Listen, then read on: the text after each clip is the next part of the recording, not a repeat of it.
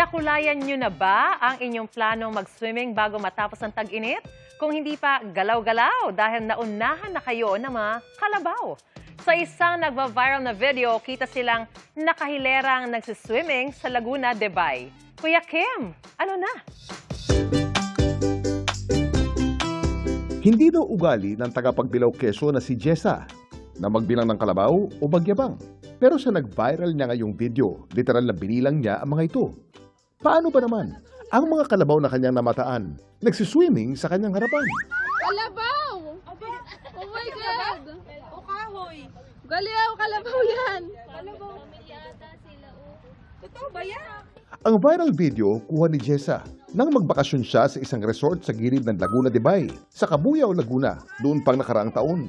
Nakita namin yung isang kanin ng Carabao nag-swimming. Yung pinakang nauna sa kanila is yung pinakamalaki ay yung pinakang nanay. Sinusundan mo yung pinakang nanay niya siguro yun. Sumasamba rin siya. Parang hindi rin siya siguro marunong pang naglangoy. First time namin makakita Carabao na naglalangoy. Sabi ng puno mga tagal is normal naman daw po yun. Pero bakit nga ba hilig ng mga kalabaw ang magtampisaw o magbabad sa tubig, ilog, putikan o lawa? Kuya Kim, ano na?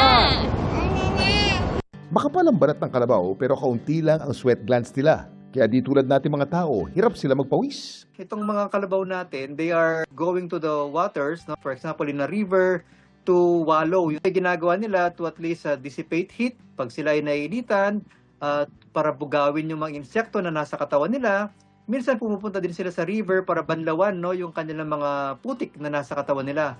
Ang putik o tubig sa kanilang balat, nagsisilbi rin nilang proteksyon laban sa lamok, langaw, garapata, at iba pang insekto na dumidikit sa kanilang balat.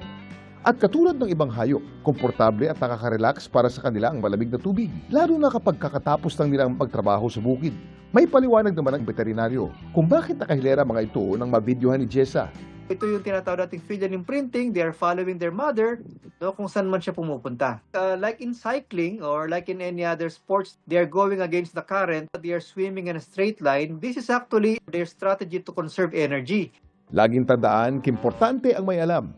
Ito po si Kuya Kim at sagot ko kayo, 24 oras.